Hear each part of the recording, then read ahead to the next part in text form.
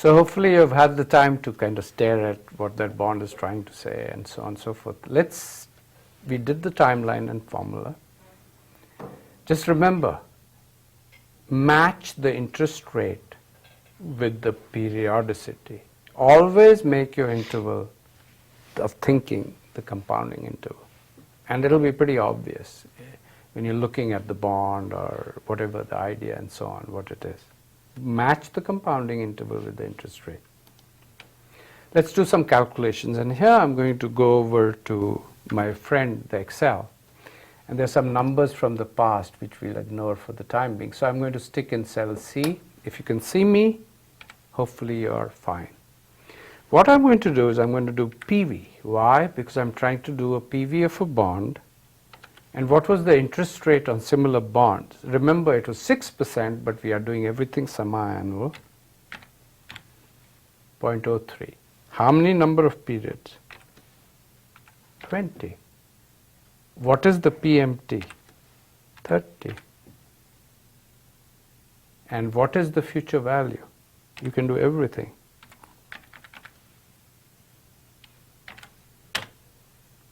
What do you notice? I purposely picked this example first construction. What do you notice? The price of the bond is equal to the face value. Yes? Do you notice that? So let's go here and I'll show you the intuition for it. The price of the face bond is the face value. That means today the price is exactly equal to the face value, even though that face value is coming 20 periods from now. And the reason for it is, what do you see the relationship between coupon, which is like a percentage, and the interest rate? They are both what?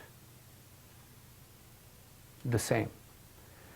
30 over 1,000 is 0.03, and what is my interest rate? 0.03. So what's happening? Very intuitively, the coupon is the numerator. It's coming to you. But time is hurting you at the same rate. So they cancel each other. And what are you left with? $1,000. So this is a neat thing that they'll say in the real world, that the bond is trading at face value, right? At par. Par, P-A-R, is face value. Let's assume now that the interest rate in the real world is actually 4% per year, which is what per month? 2%. What does happen to the price? It's gone up. It's greater than face value. It's called trading at a premium. Premium doesn't mean you're paying a higher price than you should. Premium simply is relative to 1,000. Right? Discount is relative to 1,000 till. Okay. 1163. Quick question. Why did this happen? Forget about the exact price. And this is what I want you to have in your gut. A feeling for finance, not just numbers.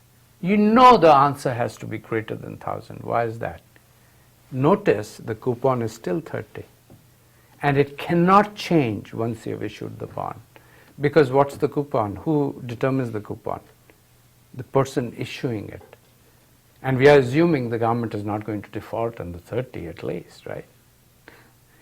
But what can change is the market rate that we are using. So the market rate is now 2% and the coupon is 3%. So what is going to do? It's going to make the value of the bond go over 1,000 simply because the value you're getting it at a higher rate coupon than the discount rate. Now suppose the price is such that the rate of return that you're getting in a similar instrument out there in the market is actually 8%. And half of 8 is what? 4%. What will happen to the price? It will go below 1,000 watt.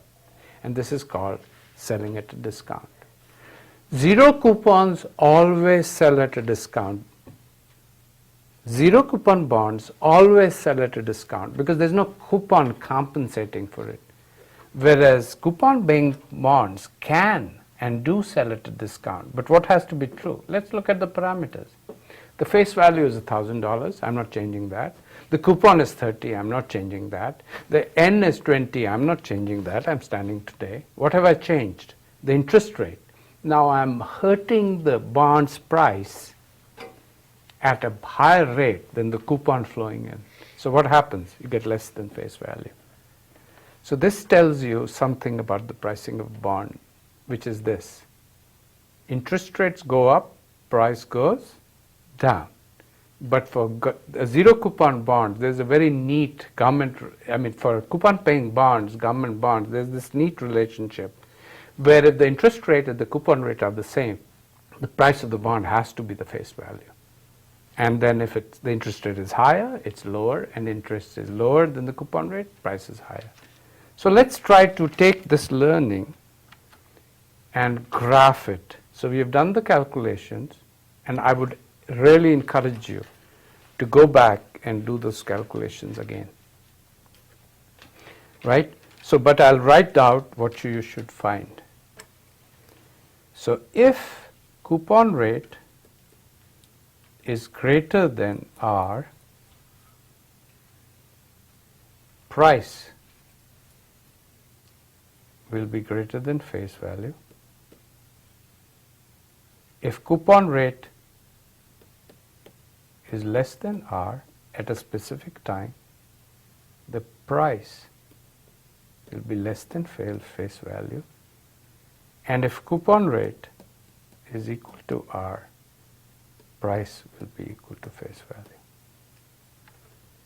So this is what you should find, and just mess around with this because it will help you. So what I would like to show you now is a graph. And this graph is important. Price R, 0. It looks like this. So the price of a bond falls when interest rates goes up, right? That's what it's showing, and that makes sense. So if the interest rate is 6% or 3% per what? 6 months, and the coupon rate of this bond was what? 3%. What will the price be? 1,000. We just did this. Okay? One thing I really want to emphasize about this, coupon rate is not a market thing. It's fixed by the government. Don't ask me why, right? Because that's like getting into detail. It's something determined by their ability to pay periodically versus face value, right? So this curve is telling you the relationship between bond prices and interest rates. And let me just give you one little bottom line thing. Price goes down if R goes up. Second, short term versus long term. Which bonds are more price sensitive? In other words, if interest rate changes, which bonds will be more sensitive, bounce around? Which bonds? Long term. Finally, whose price will jump around most? Zero coupon or with coupon bond? And let me, for simplicity, keep their maturities the same. Whose price will bounce around more? And it's kind of related to point number 2.